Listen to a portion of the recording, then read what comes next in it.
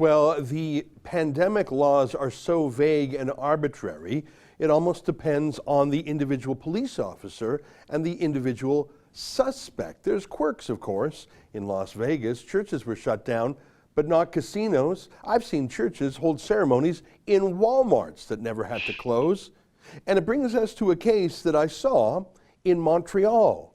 A few days ago was the highest holiday in the Jewish calendar called Yom Kippur, the Day of Atonement, one of the days of the year where even irreligious Jews go to synagogue. And so it was a shocking report I heard out of Montreal that one such synagogue where the Jews were praying socially distanced and whatnot, police raided the synagogue without a warrant, demanded that the Jews inside disperse out into the streets, and then shooed them home. I heard about this online from a Montreal resident who was in the synagogue. His name is Berel Solomon, and he joins us now via Skype. Berel, nice to meet you. Thanks for being here. Thank you for having me. Did I accurately represent what happened on Yom Kippur earlier this week? Why don't you tell us where you were, what it looked like, and how it transpired? Yeah, so it was accurate. We're all praying at the last part.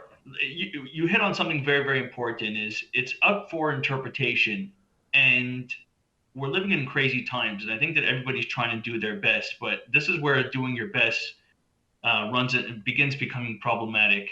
Is the day before the police had showed up, they said we were respecting, all of our duties, everything that we had to do, we were respecting. The next day, another new police officer showed up and said that we were not, and therefore everybody had to vacate the premise during the highest part of the day, which is called Ne'ilah during Yom Kippur. It's the highest prayer of the day. It's like really the crescendo of the whole prayer service.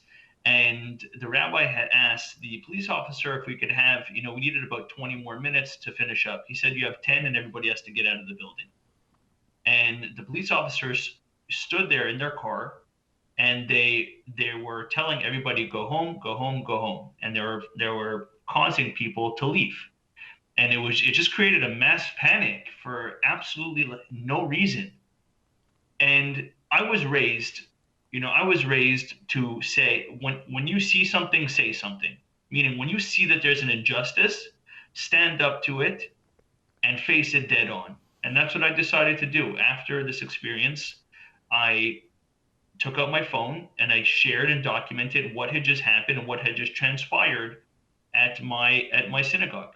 And there were other people who had said, well, there was other synagogues that the police showed up to during Yom Kippur, and nothing happened. And they passed inspection. And I said to myself, when did it become okay for, now we have to be inspected? Like, am I living in Canada or am I living in a communist country? And now, the synagogue is Beth Chabad Côte St. Luke. I'm familiar with the Chabad synagogues. It's a religious, it's a more observant denomination, if you use that word, of Judaism, but very friendly and very public-facing, very sociable. You said that the day before, other police officers came, sort of checked things out and gave it the thumbs up. Tell me how it happened. So the police car showed up. Did the police come into the building itself? Did they talk to the rabbi?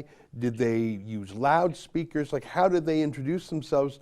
What did they say? And it's sort of a strange negotiation. The rabbi saying, we just need 20 minutes and we're done. And the cops saying, well, you have 10. I'm not sure if that's a medical determination, if the virus only attacks you on the 11th minute, but not on the 10th. Tell me a little bit more of how it actually went down. And that's what it comes down to, by the way, is this whole thing, in my humble opinion, has gotten so blown out of proportion that, now in Quebec, they just announced that now we're in the red zone, which means that restaurants now have to be shut, and they want to essentially force us back into a shutdown now for the next 28 days. And, I'm a business owner, okay? Before Corona, I had 20 people on my payroll, on my staff. 20 people that were getting They were getting paychecks from me every single week. That number has been cut down to 2. There was 18 people. Now I use those 18 people. I use them as contractors. Not all of them. Some of them I don't have enough work for. But all those 18 people are now are labeled as contractors, and that's how I pay Let me put that aside for a bit. I understand the point about the lockdown and the red zone, which I think is a terrifying phrase designed to terrify. But bring me back to the Yom Kippur Eve itself. It was one police car with 2 officers. Is that how it was? One police car, 2 officers. They came into the building. They asked who's the organizer here. The rabbi said, this is on the second day. Mm-hmm. The first day was not a problem. The first day they said, okay, you're fine. You pass inspection. Everything looks kosher. And that's the problem, is it's up for interpretation. So when the day they came back the second time, the different officers, the rabbi said, we just need 20 minutes to finish up. The cop said 20 minutes to finish. It was 7:20. He said we needed to 7:40. He said at 7. The police officer said at 7:30 everybody has to be out of the building. That's an excerpt from my daily show, the Ezra Levant Show. Every day I do a monologue on the news of the day, then I interview an interesting guest, and then I read my hate mail. You gotta subscribe. Go to rebelnews.com.